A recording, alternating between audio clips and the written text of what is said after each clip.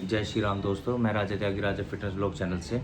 आज हम दोस्तों जिस टॉपिक के ऊपर बात करने वाले हैं उस टॉपिक का नाम है सप्लीमेंटेशन। कि हमें सप्लीमेंटेशन की क्यों ज़रूरत होती है या किसी भी तरह के सप्लीमेंट्स हमें क्यों चाहिए।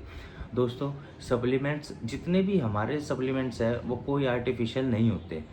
वो सब आपके सब नेचुरल प्रोसेस से बने होते हैं, नेचुरल चीज़ों से मिलकर बने होते हैं, उनके ब्लेंड से बने होते हैं।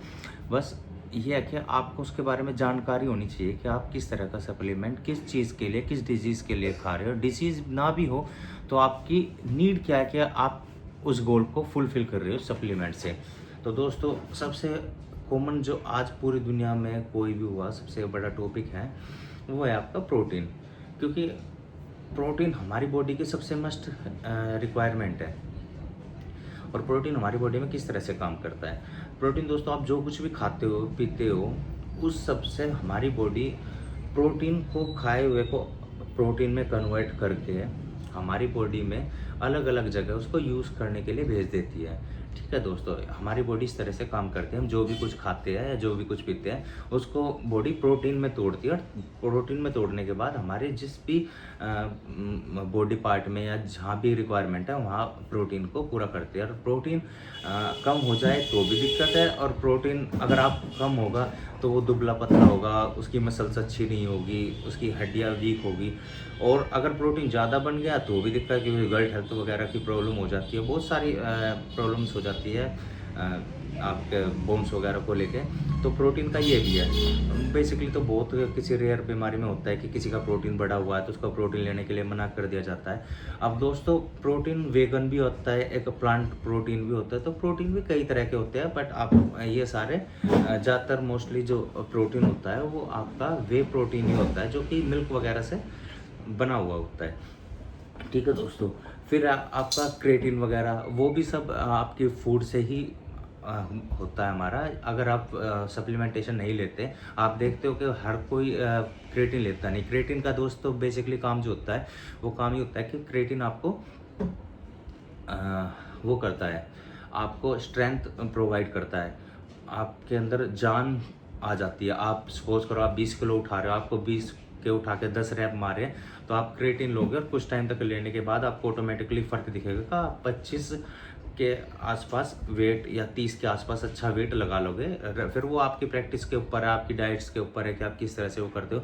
बट कोई मैजिकल सिंगल वो नहीं बना सप्लीमेंट कि आपको एकदम से भाई हल्क बना दे या बोर्ड बना दे, ऐसा कोई सप्लीमेंटेशन अब तक बना नहीं है। और दोस्तों, आप अब देख रहे हो कि अब मार्केट में बहुत तरह के सप्लीमेंट आ चुके हैं। एक मैनिपुलेशन बहुत है आज के टाइम में इस चीज़ को लेकर। आप ना मार्केट में जाओ, किस चीज़ को सर्च करने लग जाओ, आप अगर एक लिस्ट अपने लिए बनाने लग जाओ तो आप खुद कंफ्यूज हो जाओगे। भाई मेरे को एल कार्निटिन चाहिए, CLA चाहिए, क्रेटिन चाहिए, प्रोटीन चाहिए, BCAA चाहिए, EAA चाहिए, प्री वर्कआउट चाहिए, मैग्नीशियम चाहिए, कैल्शियम चाहिए, कोलेजन चाहिए। तो दोस्तों, ये सब सप्लीमेंटेशन है। लेकिन ये नहीं, आपको ये जो मिनिमम सप्लीमेंटेशन में आप क्या कर पाते हो वो आपको सबसे इम्पोर्टेंट टॉपिक होता है। आप जैसे मान लो हम बॉडी बिल्डिंग करते हैं तो हम दोस्तों इतना भारी सप्लीमेंटेशन का वो नहीं बनाते, अपना बैच नहीं बनाते। हम अपना प्रोटीन, कुछ टाइम तक प्री वर्कआउट और BCAA या EAA जो मिल जाए, हम तीन तो ये सप्लीमेंटेशन यूज़ करते हैं जो हमारे मस्ट है। जब ज़्यादा जल्दी वो करना तो हमें कुछ CLA वगैरह कार्निटिन ले लिया तो ले लिया, नहीं लिया तो नहीं, कोई ऐसा वो नहीं है। और मल्टीविटामिन,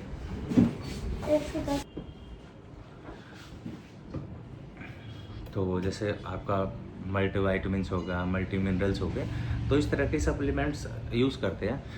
लेकिन आपको जो बेसिकली जो आपको इन सप्लीमेंट से हटके जो सबसे बड़ी चीज़ है वो आपको अपने माइंड में रखना चाहिए कि आप अपनी डाइट से कितना निकाल पाते हो, आप किस तरह की डाइट लेते हो। देखो, आप जितना क्लीन और जितनी अच्छी डाइट लोगे उतना आपके लिए अच्छा रहेगा। आपको कम सप्लीमेंटेशन पे जाना पड़ेगा। सप्लीमेंट आपको सपोर्ट करता है, समझे, आपको सिर्फ सपोर्ट करता है। आपको ये नहीं कि आप लोग मैं घर पड़ा हूँ, मान लो मैं जिम नहीं जा रहा, मैं सपना ले रहा हूँ भाई मैं 6 पैक एब्स, 8 पैक एब्स, अच्छे डेल्ट, अच्छा बाइसेप, अच्छी चेस्ट, ये सब अच्छी बैक वो करके और सप्लीमेंटेशन लिए और सो गया। ऐसा नहीं दोस्तों, आपको उसके साथ में मेहनत भी करनी पड़ेगी, अच्छा वर्कआउट भी करना पड़ेगा, आपको अच्छे से अच्छी क्लीन से क्लीन डाइट लेनी पड़ेगी, हाई प्रोटीन रिच डाइट लेनी पड़ेगी। जो हाई प्रोटीन रिच डाइट का मतलब होता है कि आपको उसमें लेस जितने भी स्पाइसेस है वो आपको बिल्कुल कट ऑफ करने पड़ेंगे। आपको मीठा अपने लाइफ से बिल्कुल ही, शुगर जो भी है वो बिल्कुल हटाना पड़ेगा। उसके बाद आपको ऑयल वगैरह बंद करके आपको गुड फैट्स, आपको प्रोटीन, इन सब के बीच में एक बैलेंस बनाना पड़ेगा, तब जाके आपको एक अच्छी फिजिक मिलती है।